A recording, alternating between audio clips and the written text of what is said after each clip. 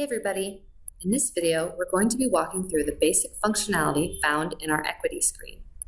To get to the screener, hover over Tools and down to Equity Screen. Once that loads, you'll see we're running a new equity screen. You can open up a previously saved one by going through here, but for today's demonstration, I'm going to go ahead and start from scratch. Most likely, when building your screen, your first step will be to modify the equity universe. Here we can narrow down our whole equity universe of some 22,000 equities by the type of equity it is, the exchange it's traded on, or other qualifiers such as its dividend policies or headquarters region. For this example, I want to pull in the constituents of the S&P 500 index. To do this, I'm going to go back up to Indices and just look for that S&P 500. I want to make sure before I click Submit that I have Intersect selected, so to make sure it narrows down the S&P 500 from the greater list. If I were to click Exclude, that would exclude the 500 companies from my list. And I don't want to click Add because that would just add the companies that are already part of the whole universe back in. Then click Submit. And as you can see, that's narrowed down my equity universe to the 500 or so companies that are member components of the S&P. The next step is to add any metric filters you'd like to see. For this example, I want to look at S&P companies that have had positive earnings over the last quarter, but have also had a dividend yield greater than 3% and less than 5%. The first step will be the Add Filter option. From here you can see you can build a range, equation, percentile, or rank the companies from this filter. I'm going to go to the Equation tab and just search for EPS diluted quarterly and just select it from below. Next, I want to make sure I have greater than selected for my parameter option. And because I just want positive earnings, I'm going to type in 0 and then make sure I hit enter to lock in that value for my formula. Then simply hit Submit. As that loads, it'll give me all the constituents of the S&P 500 that have reported positive earnings for the last quarter, or about 474 results. Next, we'll want to add the dividend yield filter.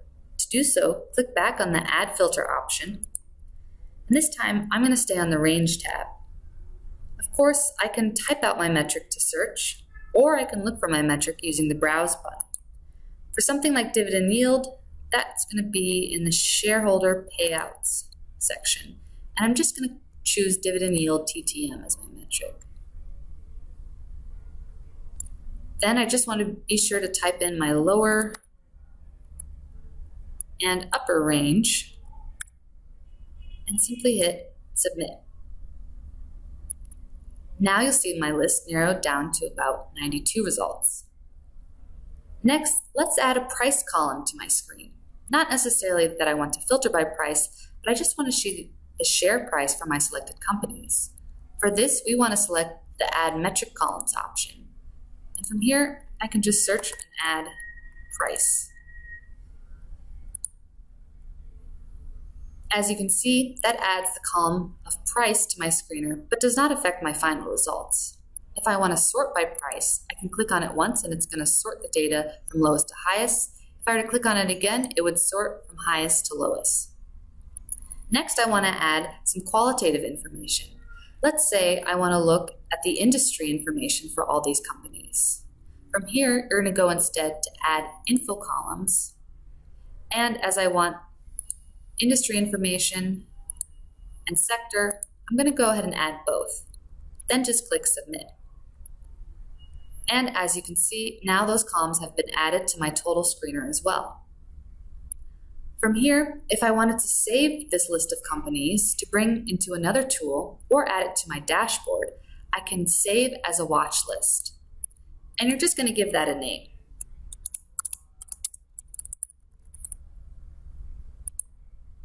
And as you can see, that's been created. If I wanted to save all the components of my screener, including the columns and the metric filters, I can go back up to the New Equity Screen option and click the Save As there. Give it a name again, and just hit Save As. Now you'll see that as you've saved it, you can also activate alerts for this screener. What this will do is notify you anytime a company has exited or entered the screener based on your qualifications. That just about wraps up this basic tutorial of our equity screener. Of course, if you have any questions, you can hover over the Support tab, go down to Contact Us, and from here you can either live chat, send in a ticket, or see the contact information for your dedicated support representative below.